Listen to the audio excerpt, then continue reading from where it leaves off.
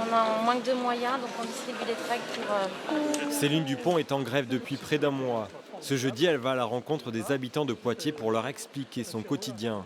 Elle qui est infirmière depuis 9 ans au CHU.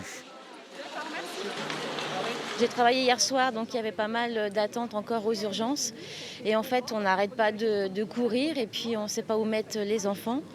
Et voilà, on n'arrive pas non plus à poser 2 jours de repos parce qu'il manque du personnel, surtout avec la pandémie.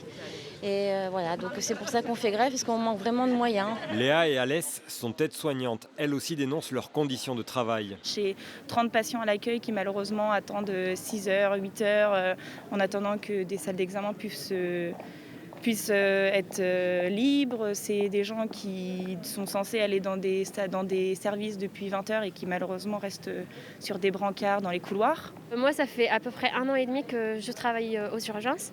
Et effectivement, c'est pas du tout ce qu'on me vendait à la sortie de l'école, quoi. C'était pas ces conditions de travail-là. Et alors, je pense que je vais tenir encore, mais j'espère pas dans les mêmes conditions.